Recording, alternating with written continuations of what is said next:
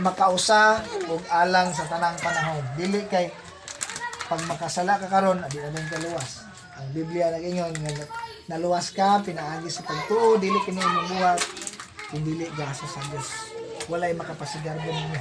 Sang dili man kini bunga sa atong panagkaroon. Nag-ingon sa Efeso 2, also natin sa mga example na ko katulog yun, depende ni Jesus sa Satan sa panahon nga iyang gilipat-lipat sa tulong sa Dios. Kani una diri sa nasa Mateo 4, anak ka man kaha sa Dios, himo ang pangkining bato. Mitubag si Jesus ang kasulatan nagingon, ang tao mabuhi dili sa panlam, kundi dili sa nagpulong sa Dios. Dingan sa siya anak kaman kaha sa Dios, ambang ato sa ubos kay nagingon ang kasulatan. Balos mo si Satan. Ang Dios pagsugo sa mga ngayon pagbantay kanimo, sapnayon kanila aron dili maigo sa bato bisan gani ang inyong kiil. Si Jesus mitubag ang kasulatan na ngayon. Kadalihok yun. Kung sa isang Tesanas, Jesus po lang yung itubag.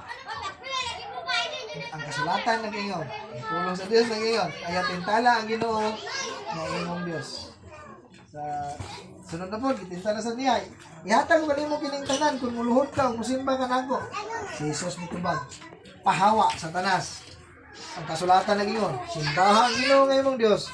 Kung siya lamang ang aladari. O, ang satanas, ang yawa, ni Dia layas tungod kay puno sa pagtuo ug dala ang pulong sa Dios nga may gilitok ni Ginoong Hesus sa panahon nga ay na tentasyon ay kaaway nga asdan ang hasol sa muna mga iso makita nato diri nga tagaan gid ni Ginoong Hesus ang importansya ang pulong sa Dios. Siya mismo gani siya ang Dios, anak sa Dios. Kaya pagkatubang sa kaaway, ingana magani ang saligan, ang tulong sa Dios ang gigamit po na siya nga unsa nga hinagiban, unsa nga mga tulong kundi ang tulong sa Dios. Ang kasulatan ang ingon mo ni. Muna sa panahon sa atong mga pagduha-duha, mga kahuyangon, diha sa tulong sa Dios mukapit. Si Jesus magani naggamit sa pulong sa Diyos, kita pa kaha. So, mo po na ang atong ikinahanglan. Mao ang pulong sa Diyos sa atong mga kinabuhi. Unang, ngayon sa mga tinunan ni Ginoong Hesus, asa man padulong.